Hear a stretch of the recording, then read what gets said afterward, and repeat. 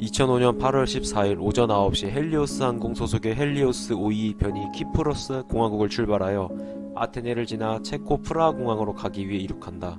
당시 비행기에는 승객 115명, 승무원 6명, 총 121명이 탑승하고 있었다. 이륙한 지 30분 정도 후 사고기는 관제탑과 교신이 끊어진다. 관제탑에서는 계속해서 교신을 시도한다. 비행은 정상적으로 이루어졌지만 교신은 여전히 끊어진 채로 이륙한 지 1시간 30분 뒤 그리스 아테네 상공에 도착한다. 아테네 상공에서 비행기는 계속해서 빙글빙글 선회를 계속한다. 그리스에서는 납치 사건의 가능성을 두고 공군 F-16 전투기 2대를 출격시킨다. 당시 전투기는 사고기 가까이 붙어 사고기 내부를 직접 눈으로 보았는데 승객들은 모두 기절한 채로 의식이 없었고 기장은 자리에 없었으며 부기장 역시 기절한 상태였다.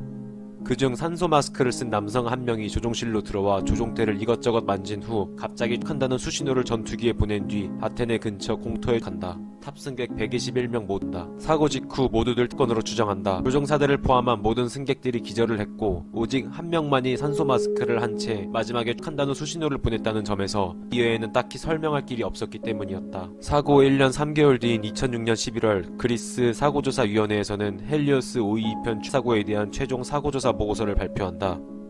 당시 조종석 녹음본에는 조종실 상황이 모두 녹음되어 있었다. 이륙한 지 몇 분 되지 않아 항공기가 12,000피트, 즉 3,600m에 도달했을 때 경고음이 울리기 시작한다. 당시 조종사들은 경고음은 인지했지만 이 경고음을 이륙준비 경고음으로 생각한다. 조종사들은 이미 이륙한 상황에서 이륙준비 경고음이 울리는 것을 이해하지 못한다. 이 때문에 항공사의 운영본부에 연락을 하여 이륙준비 경고음이 울리는 이유에 대해 문의한다. 하지만 이는 이륙준비 경고음이 아닌 여압장치 경고음이었다. 여압장치란 항공기 내부의 압력을 조절해주는 장치를 의미한다. 고도가 높아질수록 점점 공기가 희박해지기 때문에 계속해서 비행기 내부에 산소를 공급해주지 않는다면 비행기 내부의 산소가 부족해져 탑승객들은 금방 의식을 잃게 된다.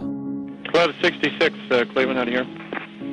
Cloud 66, 555. Cloud 66, Roger, you're keying your mic and it's staying on there frequently, so please be careful.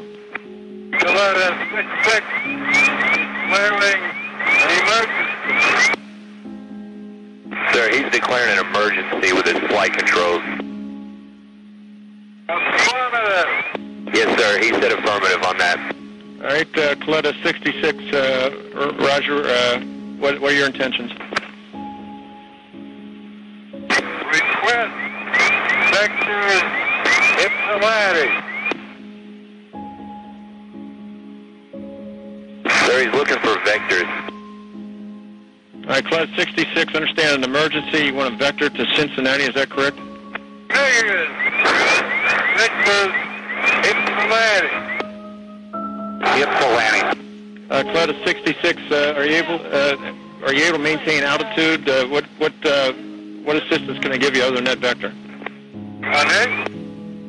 Unable to control altitude.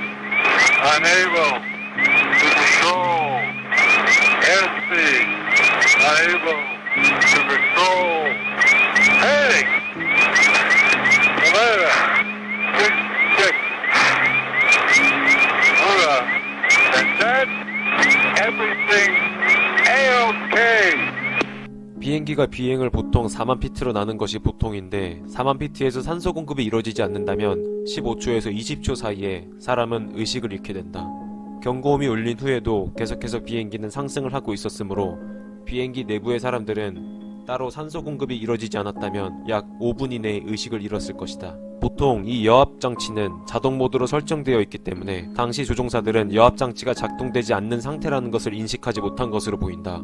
여압장치 스위치는 자동 모드와 수동 모드가 있는데 사고기 잔해에서 나온 여압장치 스위치를 보면 이것이 수동 모드로 되어 있었다. 만약 이 스위치를 자동 모드로 옮기기만 했다면 일어나지 않을 사고였다. 조사에 의하면 비행 이전 정비사가 비행기 점검을 하던 도중 여압장치 테스트를 위해 자동 모드에 있던 스위치를 수동 모드로 옮겨 놓았고 이를 다시 자동 모드에 놓지 않아 스위치가 수동 모드인 채로 비행 시작한 것으로 밝혀졌다. 물론 이륙 이전 조종사들이 수행해야 할 체크리스트에 여압장치 스위치가 자동에 있는지를 확인하는 절차가 있었지만 조종사들은 당연히 자동 모드에 있을 것으로 생각하고 이를 확인하지 않고 비행을 시작했다. 당연한 것이라 생각하고 확인하지 않은 결과는 참담했다. 여압장치 경고음이 울리고 계속해서 이륙을 하자 산소는 점점 더 부족해졌다. 점차 승객들은 저산소증으로 인해 어지러움을 느끼기 시작한다. 고도 26,000피트에서 승객용 산소 마스크가 방출된다. 하지만 조종실에서는 문제점을 찾느라 승객용 산소 마스크가 방출된 걸 파악하지 못한다. 점차 조종실에서도 조종사들이 어지러움을 느끼며 인지 능력에 손상이 오기 시작한다. 당시 교신을 들어보면 정비 관련 부서에서 혹시 여압장치에 문제가 있는 것이 아니냐고 물어보지만 이미 조종사들은 정상적인 의사소통이 불가능한 상태였다. 상황을 알아보기 위해 조종석을 벗어나 객실로 가던 기장은 쓰러져 실신했고 부기장은 조종석에서 그대로 기절을 한다. 당시 사고기 옆을 비행했던 전투기 조종사에 의하면 부기장은 산소 마스크를 쓰지 않았다고 증언했다. 즉 부기장은 기절하기 직전까지도 산소 여압 문제를 파악하지 못했기 때문에 산소 마스크를 쓰지 않은 것으로 추측할 수 있다. 당시 승객들은 모두 산소 마스크를 착용했는데 산소가 부족해지자 자동으로 내려온 산소 마스크를 착용했으나 안타깝게도 산소 마스크는 12분만 사용할 수 있는 양의 산소만을 가지고 있었다. 산소가 부족한 비상 상황에서는 12분이라면 조종사가 충분히 산소가 충분한 저고도로 내려올 수 있는 시간이었기 때문이었다. 하지만 안타깝게도 조종사는 여압장치에 문제가 있다는 사실 자체를 인지하지 못하고 있었다. 승객들은 12분 동안 두려움에 떨다가 기절한 것으로 보인다. 조종사도 승객도 모두 기절한 상태로 비행기는 자동 조종 장치에 의해 이륙 이전에 입력되어 있었던 목적지인 아테네 상공으로 비행한 뒤 아테네 상공에서 빙글빙글 돌고 있었다. 하지만 그 와중에 단 한 명만이 정신을 잃지 않고 조종실로 들어와 비행기 조종을 시도했는데 조사에서 밝혀진 이 남성은 비행기의 승무원이었던 안드레아스였다. 당시 안드레아스는 스쿠버 다이버 경력이 있었고 특수부대 군 출신이었기 때문에 다른 사람보다 폐활량이 월등히 좋았을 것으로 추측할 수 있었다. 안드레아스는 처음에는 객실에서 자동으로 떨어진 산소 마스크를 사용하고 이후 승무원용 비상용 산소 탱크로 의식을 유지했던 것으로 보인다.